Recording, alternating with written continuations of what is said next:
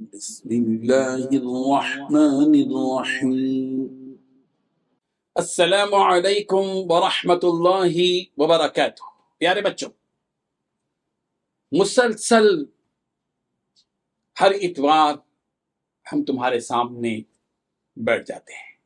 تصور کرتے ہیں کہ سینکڑوں نہیں بلکہ ہزاروں بچے ہمارے سامنے ہیں، بلکہ ہزاروں خوشیاں ہمارے ساتھ ہیں اور ہمارے سامنے ہیں۔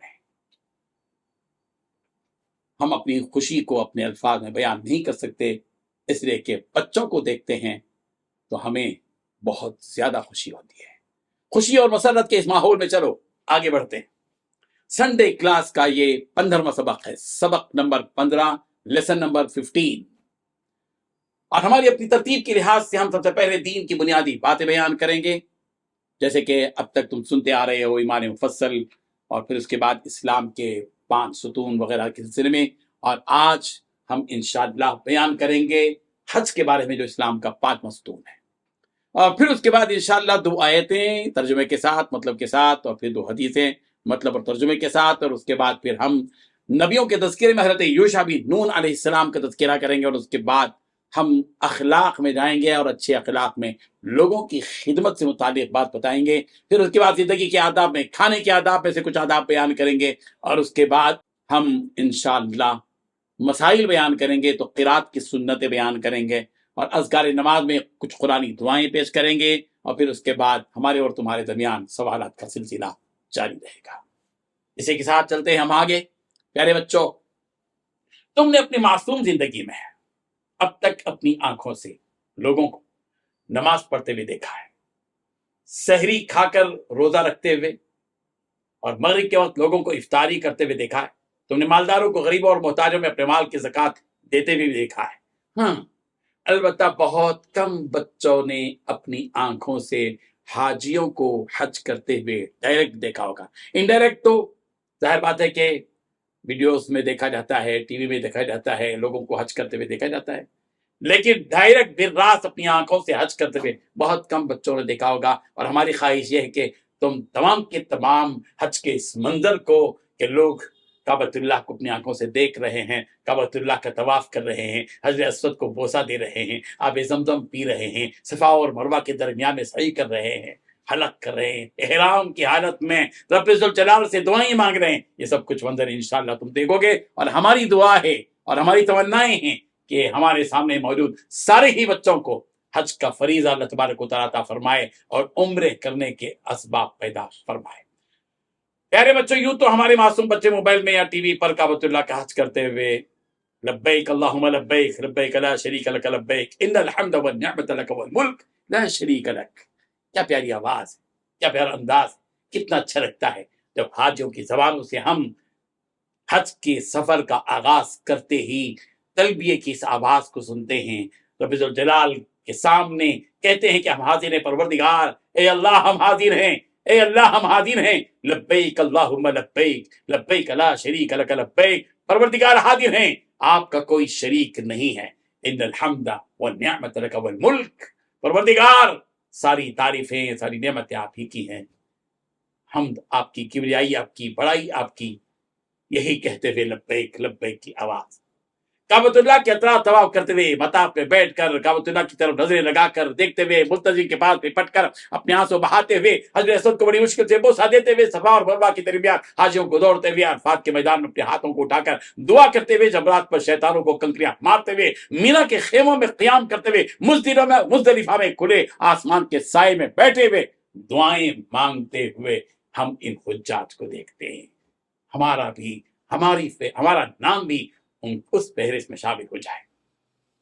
پیارے بچوں، بعض معصوم بچوں کو مکہ مکرمہ میں جانے کی اور اپنی معصوم آنکھوں سے کعبۃ اللہ کو دیکھنے کی سعادت نصیب ہو جاتی ہے، یہ بڑی خوش نصیبی کی بات ہے۔ تم نے دیکھا ہوگا کہ چھوٹے چھوٹے بچے احرام باندھے ہوئے مطاف میں دوڑ رہے ہوتے ہیں، کھیل کود کر رہے ہوتے ہیں۔ تم یہ دعا بھی کرتے رہو کہ اللہ تعالیٰ تمہیں عمرہ کرنے اور حج کرنے کی توفیق بخشے، آمین۔ پیارے بچوں، حج اسلام کا 5واں ستون ہے۔ قرآن مجید میں حج اور عمرہ کرنے کا یوں حکم دیا گیا، وَأَتِمُّ الْحَجَّ وَالْعُمْرَةَ لِلَّهِ، سورہ بقرہ آیت نمبر 196، 196، اور تم حج اور عمرہ اللہ کے لیے پورا کرو۔ بچوں، तुमने देखा होगा कि हज करने वाले खुश नसीब लोग सफेद कपड़े पहने हुए होते हैं, और वो भी सिले हुए नहीं होते, बल्कि दो सफेद चादरें होती हैं। एक ऊपर के हिस्से से लटकी हुई चादर होती है और दूसरी चादर को लुंगी की तरह इस्तेमाल किया जाता है। इसी खास शक्ल के साथ रहने का नाम एहराम। एहराम दरअसल नियत है। हज का इरादा लेकर या उम्रे का इरादा लेकर जब आदमी सफर के लिए निकलता है और मीकात से पहले जो लिबास पहनता है, उसी लिबास को कहते हैं, उसी नियत को कहते हैं एहराम। एहराम और एहराम की नियत करते हैं। तो नमाज छोटे छोटे बासे बच्चों को देखा होगा, वो भी इस दो सफेद चादरों के साथ काबतुल्लाह का तवाफ करते हैं। कितना प्यारा लगता है जब ये मासूम बच्चे एहराम की हालत में इधर से उधर जाते आते हैं। तुम भी अपने दिल में ख्वाहिश रखो कि तुम भी हज का ये फरीदा अदा करोगे। याद रखो, इरादा करना तुम्हारा काम है और काबतुल्लाह तक पहुंचाना अल्लाह ताला का काम है। अस्सायु मिन्ना वल इत्मामु मिनल्लाह, कोशिश करना हमारा काम, पूरा करना रब्बुल जुल जलाल का काम। तुम ये मत सोचो कि काबतुल्लाह को तो बड़े बड़े मालदार लोग ही जा सकते हैं। याद रखो, हर नेक अमल की तौफीक अल्लाह तबारक व तआला की तरफ से होती है। कितने गरीब लोगों ने भी हज का ये फरीदा अदा किया है। इसलिए इरादा रखो कि एक ना एक दिन तुम भी जरूर हज का ये फरीदा अदा करोगे इंशाअल्लाह। प्यारे बच्चों, हज जिंदगी में सिर्फ एक ही बार फर्ज है। तुम्हें मालूम होना चाहिए कि आज से 40-50 साल पहले तक लोग बड़ी मुश्किलों के साथ हज करते थे। 4-4, 5-5 महीने हज के लिए लग जाते थे। क्या तुम जानते हो कि हिंदुस्तान के हमारे इन इलाकों से मक्कतुल मुकर्रमा कितने किलोमीटर दूर है? 4000 किलोमीटर से ज्यादा दूर है मक्कतुल मुकर्रमा यहाँ से। पिछले 50 साल पहले तक हमारे मुल्क से हज करने के लिए समंदरी जहाज से सफर करते थे। अकबरी जहाज, नूरी जहाज, पुनः 10-15 दिन जाने में और 10-15 दिन वापस आने में लग जाते थे। मगर आजकल तो हम घंटों में मक्कतुल मुकर्रमा पहुंच जाते हैं। कितना बड़ा फजल है अल्लाह तबारक व तआला का। अभी तरक्की इतनी हो गई, ट्रेनें आ गई स्पीड के साथ चलने वाली मक्के से मदीना, और अभी तो हेलीपैड शुरू हो रहे हैं, जो जैसे आप एयरपोर्ट से उतरेंगे एयरपोर्ट से आपको लिया जाएगा और बड़े एजाज के साथ आपको हरम के पास की बिल्डिंग में किसी ऊपर छोड़ दिया जाएगा। अल्लाह अकबर। आसानियों पर आसानियां हज और उम्रे के लिए होती चली जा रही हैं। अल्लाह ताला ने हमारे लिए हज कितना आसान कर दिया है। ये बात याद रखो कि हज करना फर्ज है और हज के 5 दिन होते हैं। उन दिनों में हज करने वाले सारे ही लोग एहराम की हालत में रहते हैं। उन दिनों मक्कतुल मुकर्रमा में बहुत भीड़ होती है। हज से पहले या हज के बाद हज करने वाले उमूमन मदीने मुनव्वरा जाते हैं। तुमको तो ये बात मालूम ही है कि मदीने मुनव्वरा वो बाबरकत और मुक़द्दस शहर है, जिस शहर की तरफ हमारे नबी हजरत मोहम्मद मुस्तफ़ा सल्लल्लाहु अलैहि वसल्लम ने हिजरत की। यानी हमारे नबी हजरत मोहम्मद मुस्तफ़ा सल्लल्लाहु अलैहि वसल्लम ने 53 साल की उम्र में मक्का मुकर्रमा से मदीने मुनव्वरा हिजरत की। यानी मक्कतुल मुकर्रमा को छोड़कर मदीने मुनव्वरा को अपना ठिकाना बना लिया। हमारे नबी सल्लल्लाहु अलैहि वसल्लम 10 साल मदीने मुनव्वरा में रहे और हिजरत के 90 साल हमारे नबी हजरत मोहम्मद मुस्तफ़ा सल्लल्लाहु अलैहि वसल्लम ने हज का फरीदा अदा किया और 10 सन हिजरी को हमारे नबी सल्लल्लाहु अलैहि वसल्लम 63 साल की उम्र में अपने रब से जा मिले। इन्ना लिल्लाहि व इन्ना इलैहि राजिऊन। हमारे नबी सल्लल्लाहु अलैहि वसल्लम को मस्जिद नबवी से मुत्तसिल हज़रत आयशा सिद्दीक़ा रज़ियल्लाहु अन्हा के हुजरे में दफन किया गया। दुनिया जहां से लोग मदीने मुनव्वरा आते हैं और हमारे नबी हजरत मोहम्मद मुस्तफ़ा सल्लल्लाहु अलैहि वसल्लम की कब्र अतहर की जियारत करते हैं और मस्जिद नबवी में नमाजें अदा करते हैं। मस्जिद नबवी में एक जगह है जिसको रियादुल जन्नह कहते हैं। उस जगह बड़े शौक ज़ौक़ और अक़ीदत से मुसलमान इबादत करते हैं। उस जगह को रियादुल जन्नह यानी जन्नत के बागात कहा गया है। मस्जिद नबवी के हाथ में सुफ़ा का चबूतरा है जहां बैठकर हमारे नबी हज़रत मोहम्मद मुस्तफ़ा सल्लल्लाहु अलैहि वसल्लम सहाबा किराम रज़ियल्लाहु अन्हुम को दीन का इल्म सिखाते थे और उनकी तरबियत किया करते थे। तुम भी जब मदीना मुनव्वरा जाओ तो प्यारे बच्चों बड़े अदब और एहतराम से मदीना मुनव्वरा में रहो, कब्र अतहर सल्लल्लाहु अलैहि वसल्लम की जियारत करो और हमारे नबी सल्लल्लाहु अलैहि वसल्लम के रोजे पर हाजिरी दो और कहो अस्सलामु अलैका या रसूल अल्लाह, अस्सलामु अलैका या हबीब अल्लाह। और मस्जिद नबवी की एक जानिब जन्नतुल बक़ी के नाम से कब्रिस्तान है। यहाँ सैकड़ों सहाबा किराम रज़ियल्लाहु अन्हुम और सहाबियात रज़ियल्लाहु अन्हुन्ना की कब्रें हैं। उन कब्रों के बाद जाकर उनकी ज़ियारत करो और याद रखो ऐसी चीज़ों से बचो जिनसे हमारे नबी हज़रत मोहम्मद मुस्तफ़ा सल्लल्लाहु अलैहि वसल्लम ने रोका है। प्यारे बच्चों, हज की खुसूसियत यह है कि हज एक ऐसा फर्ज है जो जिंदगी में सिर्फ एक बार ही फर्ज होता है। नमाज दिन और रात में 5 मरतबा फर्ज है। रोजा साल में 1 मरतबा सिर्फ माह रमजान मुबारक के महीने में फर्ज है। ज़कात साल में 1 मरतबा फर्ज है, लेकिन हज जिंदगी में सिर्फ 1 मरतबा ही फर्ज है। उसे ज्यादा कर लो, या आप अपनी तरफ से है। हज के बारे में एक और बात भी याद रखो, जो हज की खुसूसियत है कि नमाज हर जगह पढ़ी जा सकती है, मस्जिद में, घर में, मदरसे में, स्कूल में, कॉलेज में, मार्केट में, वगैरह वगैरह। रोजा हर जगह रखा जा सकता है, और जिस जगह पर खड़े या बैठे हो ज़कात दी जा सकती है, मगर हज एक ऐसा फर्ज है कि वो सिर्फ मक्कतुल मुकर्रमा ही में किया जा सकता है। काबतुल्लाह के तवाफ करना है, सफा और मरवा में सही करना है, मीना और मुजदलिफा में क़याम करना है, अरफात में वकूफ करना है, वगैरह वगैरह। तवाफ काबतुल्लाह के अतराफ ही कर सकते हैं, सही सफा और मरवा के दरमियान ही कर सकते हैं, हर जगह हज नहीं कर सकते। आप हिंदुस्तान में कोई जगह बनाकर वहां तवाफ करेंगे, नहीं चलेगा, वहां सही करेंगे, नहीं चलेगा। सिर्फ और सिर्फ काबतुल्लाह, मक्के मुकर्रमा, अरफात का मैदान, मुजदलिफा, मीना, यही वो जगह हैं जहां हज का ये मुकद्दस फरीदा और उसके अरकान अदा किए जा सकते हैं। दीन की बुनियादी बातों के बाद सबसे पहले अब हम 2 आयतें बयान करते हैं। पहली आयत सूरह माहिदा की आयत नंबर 88 रब जुल जलाल ने इरशाद फरमाया, वकुलू मिम्मा रज़क़कुमुल्लाहु हलालन तय्यिबा, और जो हलाल और तय्यब रोजी रब जुल जलाल ने तुमको दी है उसे खाओ। हमको अल्लाह ताला ने हुक्म दिया है कि हम पाकीज़ा हलाल रोजी खाएं, हराम नहीं, और हराम और नापाक रोजी से बचें। दूसरी आयत सूरह अनआम की है, आयत नंबर 152 152। रब जुल जलाल ने इरशाद फरमाया, वअफ़ुल कैल वल मीज़ान बिल-क़िस्त, और नाप और तोल इंसाफ के साथ पूरी पूरी किया करो। जब भी हम कोई चीज नाप कर या तोल कर दें या लें तो उसमें डंडी नहीं मारना चाहिए, बल्कि पूरा पूरा तोलना चाहिए। डंडी मार कर जो कमाया जाता है वो हराम है, हराम। 2 आयतों के बाद 2 हदीसें बयान कर रहे हैं। सबसे पहली हदीस, नबी रहमत हजरत मोहम्मद मुस्तफा सल्लल्लाहु अलैहि वसल्लम ने इरशाद फरमाया, ला युमिनु अहदुकुम हत्ता यकूना हवाहु तबअन लिमा जितु बिही, तुम में से कोई हकीकी मोमिन नहीं हो सकता जब तक कि उसकी ख्वाहिशात मेरी लाई हुई हिदायत और तालीम के ताबे न हो जाए।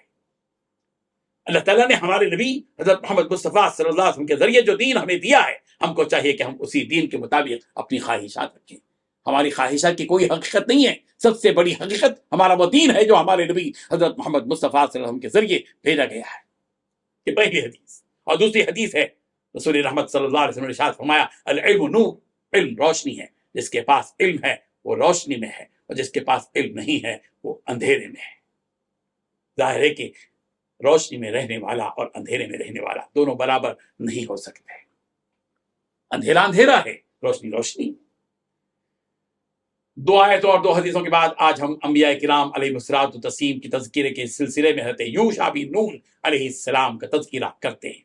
हज़रत यूशा बिन नून अलैहिस्सलाम के नसब का सिलसिला हज़रत याकूब अलैहिस्सलाम से जा मिलता है। हज़रत यूशा अलैहिस्सलाम का नाम कुरान मजीद में मौजूद नहीं है, अलबत्ता सूरह कहफ में हज़रत मूसा अलैहिस्सलाम के इल्मी सफर का जो किस्सा बयान किया गया है, उस किस्से में ये बात मिलती है कि हज़रत मूसा अलैहिस्सलाम के साथ जो उनके सफर के दोस्त थे वो हज़रत यूशा बिन नून ही थे।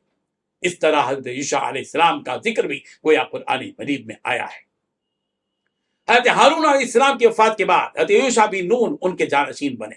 मुफस्सिरीन की एक बड़ी जमात भी हज़रत यूशा बिन नून अलैहिस्सलाम को नबी तस्लीम करती है। मुअर्रिखीन की तहकीक भी यही है कि वो नबी थे। हज़रत यूशा बिन नून अलैहिस्सलाम ने बनी इस्राइल की रहनुमाई 40 साल तक की। ये चंद मालूमात थी हज़रत यूशा अलैहिस्सलाम के सिलसिले में। नबियों के तज़किरे के बाद हम हर अच्छे अखलाक से मुताल्लिक आज लोगों की खिदमत को उन्वान बनाकर कुछ बातें तुम्हारे सामने पेश करेंगे। प्यारे बच्चों, जिस तरह अपना काम खुद कर लेना अच्छी सिफत है, इसी तरह दूसरों का काम खुद करना भी अच्छी सिफत है। इस्लाम हमें इस बात की तालीम देता है कि हम लोगों की खिदमत करें, कमजोरों, ज़ईफों और बूढ़ों का बोझ उठाएं। वो काम जो वो नहीं कर सकते हम अपने हाथों से करें और उनके दिल को खुश्क रखें। लोगों की जरूरत को पूरा करने के लिए दौड़ धूप करना, परेशान लोगों के उलझे हुए कामों को मुकम्मल करने के लिए कोशिश करना हमारा फर्ज है। स्टेशनों, हवाई अड्डों, बैंकों, दफ्तरों और चौराहों पर परेशान फिरने वाले लोगों की मदद और नुसरत करना हमारी अखलाकी जिम्मेदारी है। बेगुनाह कैदियों की रिहाई की हिकमत और मसलिहत के साथ कोशिश करना, ये वो काम है जिनको हमारे पैगंबर नबी रहमत हजरत मोहम्मद मुस्तफ़ा सल्लल्लाहु अलैहि वसल्लम ने किया और हम सबको उन कामों के करने की तालीम दी और उसकी तरगीब दी। अखलाक के बाद जिंदगी गुजारने के आदाब में आज हम उन्वान बना रहे हैं खाने के चंद आदाब। सलाम हो, दरूद हो, نبی رحمت حضرت محمد مصطفیٰ صلی اللہ علیہ وسلم پر، جنہوں نے ہم کو ہر چیز کا طریقہ سکھایا، زندگی کے آداب بتائے، طریقہ وہ بتایا جو بہترین طریقہ، سب سے اچھا طریقہ، پاک شفاف اور صاف طریقہ۔ کھانے کے آداب بھی سرکار نے بیان فرمایا پہلی بات حلال غذا کھانا چاہیے، حرام نہیں۔ دوسری بات اللہ تبارک و تعالیٰ کے حکم کو بجا لانے کی نیت سے کھانا چاہیے کہ میرے رب نے مجھ کو حکم دیا ہے کہ کھاؤ کلو واشربو، پیو، میرے رب نے مجھ کو حکم دیا کہ کھانا اور پینا چاہیے، کھاؤ اور پیو، اسے میں کھا رہا ہوں۔ تو کھانے کا کھانا عام کے عام، کٹی کے دام، کہ کھایا بھی، لذت بھی ملی، اور اللہ کے حکم کو بجا لانے کی وجہ سے ثواب بھی مل گیا۔ اللہ اکبر۔ کسی چیز کھانے پینے میں فضول خرچی نہیں کرنا چاہیے، آدھا کھایا آدھا پھینک دیا، بچا دیا، پھینک دیا، کوڑے میں ڈال دیا۔ پتا ہے یہ نعمت کیسے ملتی ہے؟ رب ذوالجلال اپنی قدرت طاقت سے غذا، یہ اناج، یہ ترکاریاں، یہ پھل پھلاریاں، یہ فروٹ، یہ ساری چیزیں رب ذوالجلال تمہیں عطا کرتے ہیں، ان کی قدر کرو۔ چوتھی بات، پیٹ بھرا ہوا ہونے کی حالت میں نہیں کھانا چاہیے۔ پیٹ پہلے سے بھرا ہوا ہے، کیوں کھاتے ہو؟ پیٹ بھرا ہوا نہیں ہے، پیٹ خالی ہے، بھوک کا احساس ہے، کھاؤ۔ پانچویں بات، پیٹ بھر کر نہیں کھانا چاہیے۔ چھٹی بات، نماز سے پہلے کچی پیاز، لہسن وغیرہ بدبودار چیزیں نہیں کھانا چاہیے، اس سے مسلموں کو تکلیف ہوتی ہے جب ہم پہنچتے ہیں۔ ساتویں بات، جمعے کے دن جمعے کی نماز کے بعد کھانا اور قیلولہ کرنا چاہیے۔ آٹھویں بات، شام رات کا کھانا ترک نہیں کرنا چاہیے۔ بعض لوگ رات کا کھانا نہیں کھاتے، سو جاتے ہیں، ایسا نہیں کرنا چاہیے، رات کا کھانا کھانا چاہیے، چاہے تھوڑا ہی صحیح۔ نویں بات، راستے میں نہیں کھانا چاہیے، چلتے پھرتے مارکیٹ میں ادھر ادھر لے رہے ہیں، کھا رہے ہیں، نہیں، تہذیب کے خلاف، ادب کے خلاف۔ نبی رحمت حضرت محمد مصطفیٰ صلی اللہ علیہ وسلم نے بیٹھ کر کھانے کا حکم دیا۔ اور دسویں بات، سونے چاندی کے برتن میں کھانا نہیں کھانا چاہیے، سونے چاندی کے برتن میں نہیں کھانا چاہیے، منع کیا گیا۔ ایک ساتھ مل کر کھانا کھانا چاہیے، یہ بھی یاد رکھیں، اکیلے کا نہیں۔ جب مل گئے سب تو بلا لو، امی کو بلا، بھائی کو بلا، بہن کو بلایا، فلاں کو بلا، سب بیٹھ کر کھائے، بڑا مزہ آئے گا، اچھا لگے گا، جی بھی بھرے گا، پیٹ بھی بھرے گا۔ زندگی کے آداب کے بعد شریعت کے مسائل کی طرف ہم چلتے ہیں۔ پیارے بچوں، آج ہم نماز کی سنتوں میں قرات کی سنتیں بیان کر رہے ہیں۔ قرات کی سنتیں کیا ہیں؟ یعنی جب ہم قرآن مجید پڑھتے ہیں نماز میں کیا پڑھنا چاہیے؟ سب سے پہلے اعوذ باللہ من الشیطان الرجیم پڑھیں، اس کے بعد بسم اللہ الرحمن الرحیم پڑھیں، آہستہ سے آمین کہیں۔ اس میں اختلاف ہے، بعض لوگ زور سے آمین کہتے ہیں، بعض لوگ آہستہ۔ ان مسائل میں الجھو مت، اختلافات مت کرو، کسی کا مذاق مت اڑاؤ، جو جس مسلک کے ان کو اس پر عمل کرنے دو۔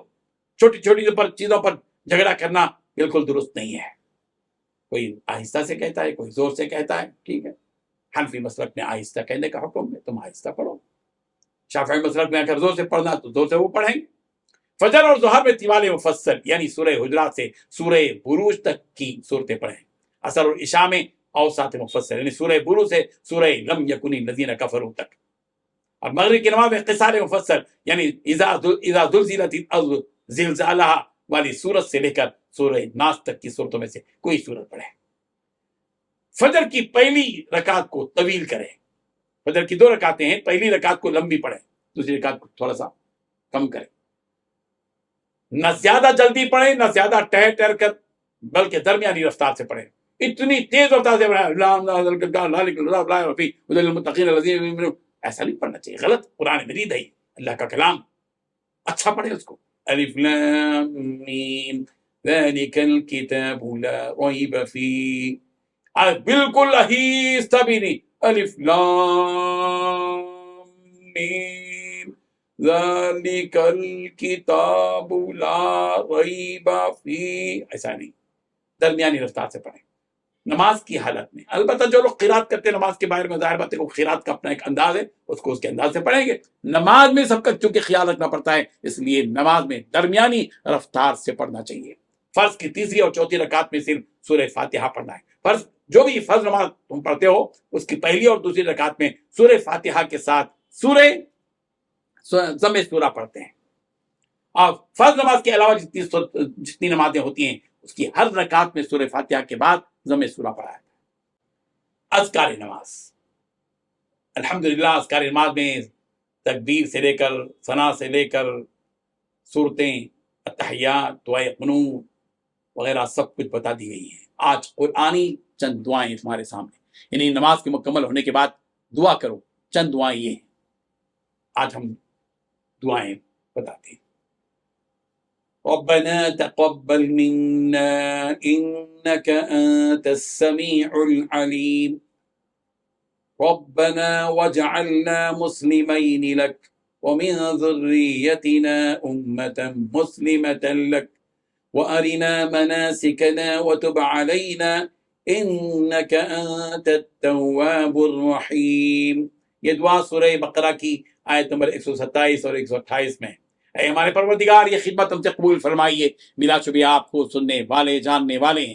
اے ہمارے پروردگار ہم کو اپنا اور زیادہ مطیع بنا لیجئے، اور ہماری اولاد میں سے بھی ایک ایسی جماعت پیدا کیجئے، اور ہمارے حال پر توجہ رکھیے، اور فی الحقیقت آپ ہی ہیں توجہ فرمانے والے، مہربانی کرنے والے.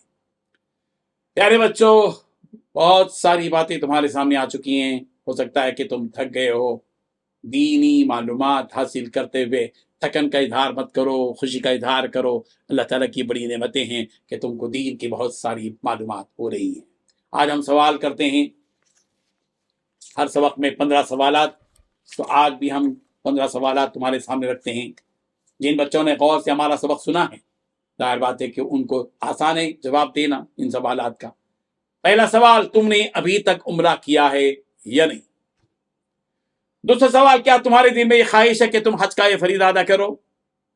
تیسرا سوال، ہر نیک عمل کی توفیق کس کی طرف سے ہوتی ہے؟ چوتھا سوال، حج زندگی میں کتنی مرتبہ فرض ہے؟ پانچواں سوال، ہمارے ہندوستان سے مکہ المکرمہ تقریباً کتنے کلومیٹر دور ہے؟ چھٹواں سوال، حج کے کتنے دن ہوتے ہیں؟ ساتواں سوال، حج اور عمرہ کرنے کا حکم کس آیت میں ہے؟ آٹھواں سوال، احرام میں کس رنگ کا لباس پہنا جاتا ہے؟ نواں سوال، مدینہ منورہ میں جو مسجد ہے اس کا نام کیا ہے؟ دسواں سوال، رسول اکرم صلی اللہ علیہ وسلم کی قبر مبارک کہاں ہے؟ گیارہواں سوال، پاکیزہ حلال روزی کھانے کا حکم کس صورت میں ہے اور کس آیت میں ہے؟ بارہواں سوال، علم روشنی ہے، اس کا عربی بناؤ اور مطلب سمجھاؤ. تیرہواں سوال، کس صورت میں حضرت یوشع بن نون علیہ السلام سے متعلق واقعہ ہے؟ چودہواں سوال، حضرت ہارون علیہ السلام کی وفات کے بعد کون ان کے جانشین بنے؟ 15واں سوال، کھانے کے 5 آداب بیان کر.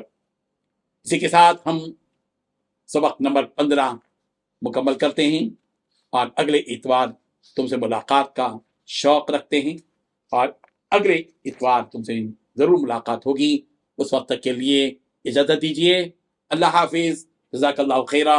السلام علیکم ورحمۃ اللہ وبرکاتہ.